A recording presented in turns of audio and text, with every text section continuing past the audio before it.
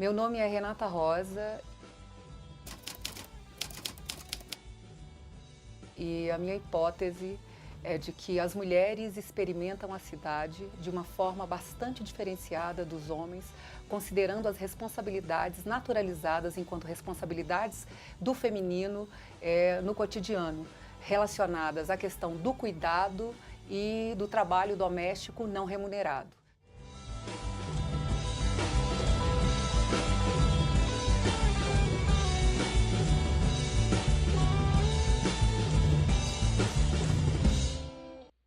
Neste sentido, a pesquisa desenvolvida, ela focou o cotidiano das mulheres em duas capitais brasileiras, o Recife e Belo Horizonte, numa perspectiva de discutir a distribuição do uso do tempo nessas rotinas e a forma como a mobilidade urbana se dava. Por que razões? E nesse sentido, nós também buscamos perceber que era preciso inverter essa lógica do direito de ir e vir.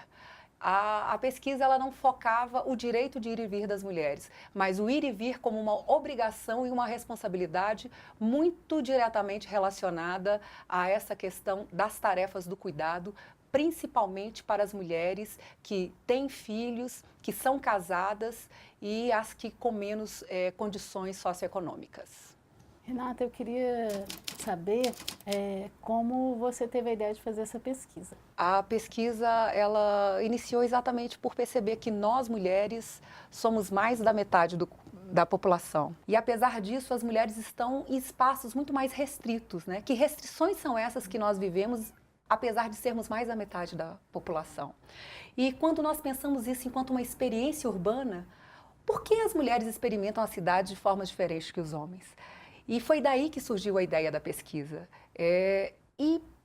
A primeira questão a ser percebida é de que as tarefas do cuidado e as responsabilidades domésticas em casa, elas impactam diretamente na forma como as mulheres transitam e percebem as cidades.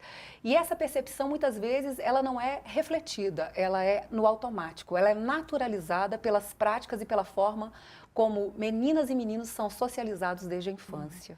E como é que você conduziu a sua pesquisa em termos de escolha dos locais para observação e os métodos que você utilizou? Tanto Belo Horizonte como Recife, na década de 90, passaram por gestões de governo progressistas e uma efervescência dos movimentos de mulheres e movimentos feministas, trazendo à tona os debates relativos às demandas de mulheres, né? Então, o Recife tornou-se uma cidade muito importante naquele momento, e também Belo Horizonte. Mais do que isso, era importante pensar que as mulheres se relacionam muito aos espaços escolares. Por que as mulheres se relacionam tanto aos espaços escolares? E ficou muito claro de que as escolas possibilitam uma conciliação dos tempos, né? Se você pensa, se eu tenho filho e trabalho em uma escola, eu concilio meu tempo de férias, eu concilio várias questões.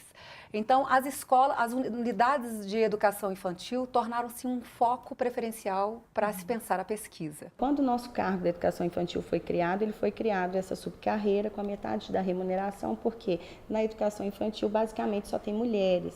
Então, entende-se, né, que o trabalho feminino ele pode ser mais desvalorizado. Aí, como a gente já tem muitas tarefas em casa, né, porque muita gente fala, professor, é um trabalho bacana, porque vocês têm 2 férias no ano, tem um recesso, mas assim, né, trabalha 4 horas e meia, só que na prática, nenhum professor consegue trabalhar um turno só, né? A maioria trabalha em 2 turnos e muitos já estão trabalhando 3 turnos, porque já não tá fechando mais.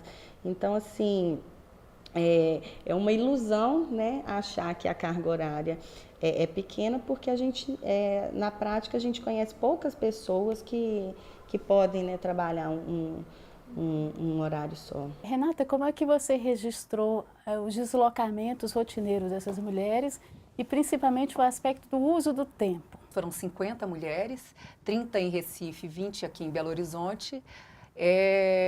Em um primeiro momento, nós trabalhamos com elas numa relação mais direta mesmo, de uma entrevista para a construção de um perfil socioeconômico, de compreender quem eram elas, e nós pedimos para que cada uma preenchesse o que nós chamamos de um diário de mobilidade urbana.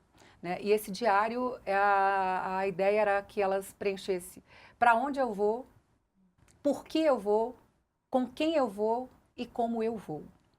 E é impressionante porque até para mim, depois dessa perspectiva, eu comecei a prestar atenção nas outras mulheres nas ruas das cidades.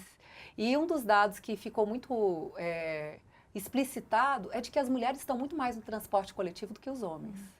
Se você olhar para as motocicletas, são homens que estão nas motocicletas.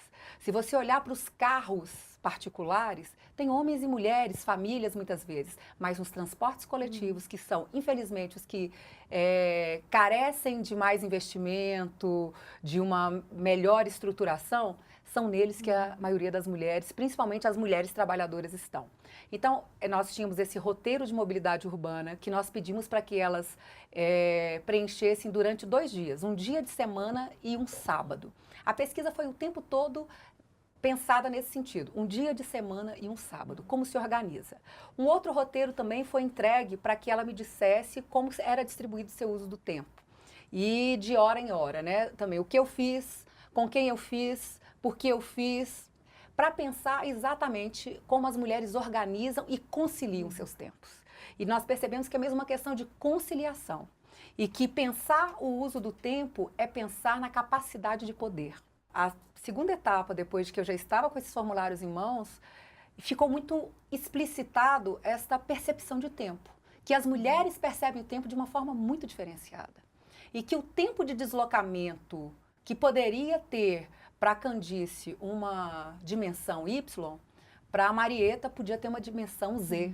Né? E aí eu falei, a gente precisa registrar. E foi também pedido a elas que fizessem, então, para mim, explicitasse isso. Para elas, o que representava? Tempo de deslocamento, tempo livre, tempo de família, tempo profissional, tempo pessoal. Esses foram os principais tempos. E que elas dissessem o que era tempo prioritário, o que era tempo perdido, o que era tempo desgastante, o que era tempo de realização profissional e o que era tempo inexistente. Muito interessante na pesquisa é de que ficou muito óbvio de que boa parte delas nunca tinham parado para pensar em suas próprias rotinas. Na sua relação de pesquisa com essas entrevistadas, tanto em Belo Horizonte quanto aqui em Recife, surgiu uma autorreflexão, né? Então, essas questões produzem nas mulheres um pensamento, uma consciência a respeito do seu próprio uso de tempo, de quanto elas fazem durante um dia e durante a semana, né? Então, eu queria que você conversasse sobre esses afetos e emoções que são provocados na relação de pesquisa. Eu posso dizer que 100% das mulheres, quando compreenderam o que eu gostaria de tratar com elas, se sentiram protagonistas da sua própria história. Olha, você vai ter certeza de que nenhuma mulher tem uma vida e usa o tempo igual a mim. Essa foi a resposta em todas. Todas achavam, agora que você vai conhecer a minha história, você não vai acreditar que eu sou capaz de fazer isso. Isso, para mim, é um fato muito interessante, até para entender que a televisão, os meios de comunicação reproduzem isso. Fazem as mulheres acharem que elas têm que ser uma mulher fantástica, é a mulher que dá conta de tudo. É a mulher que trabalha, cuida da família e resolve todos os problemas. Às vezes eu tenho sentimento de que eu venci mais um dia. Muitas vezes não. Porque eu olho para a casa e a casa não está arrumada. Eu olho para o lixo e o lixo não foi descido. Eu olho para as tarefas que eu tenho enquanto mãe e eu não cumpri todas, porque a gente repassa para a escola a nosso tempo que a gente deveria estar com nossos filhos. Minha filha fica de 7 horas da manhã até as 16 horas na escola, desde os 8 meses de idade. Eu sei que eu vou ter que mudar minha rotina de trabalho, isso significa diminuir minha jornada de trabalho, diminuir os meus ganhos salariais, exonerar de um cargo, para que eu tenha tempo com ela, porque é digno que eu faça isso. Você poderia sintetizar os principais achados da sua pesquisa? Sim, eu penso que algumas questões ficam bem escancaradas e demandam de nós um olhar especial. O primeiro sobre o conceito de conciliação. O que significa conciliar para mulheres? Desde criança, as mulheres são aprendidas a se conformar e a conciliar. E elas fazem isso com o tempo, a distribuição do tempo principalmente. E as mulheres conciliam na vida afetiva, mesmo em relações abusivas. Isso ficou absurdamente claro nas narrativas, nos relatos. As mulheres conciliam no mundo do trabalho, as mulheres conciliam na vida familiar. Para as mulheres, na maioria das vezes, elas optam por deixar um trabalho para dar conta das tarefas que são tidas como tarefas de mulheres. Por isso, na maioria das vezes, elas estão no espaço escolar ou elas estão no mercado do trabalho, naqueles espaços que a gente chama de continuidade do cuidado. As mulheres são professoras, são enfermeiras, são assistentes sociais, são cuidadoras. E esse lugar do cuidado, mesmo no mundo do trabalho, ele é desprestigiado. Então fica claro que é preciso ressignificar o lugar do feminino na sociedade. A gente tem que ter o entendimento que a luta se faz mesmo desse papel feminino na sociedade, né? De ter essa multiplicidade de coisas para resolver, né? Não limitar a sua atuação pelo nível do desafio. É lógico que nessa luta, às vezes a gente perde, a gente ganha.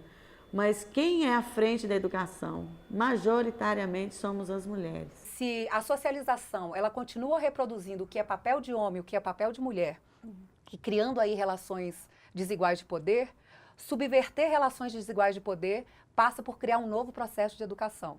E aí é o poder que nós mulheres temos enquanto agentes, né, protagonistas, de tentar forjar uma nova realidade de formação de sujeitos e sujeitas, que não continuem tratando o feminino como esse lugar de menos importância.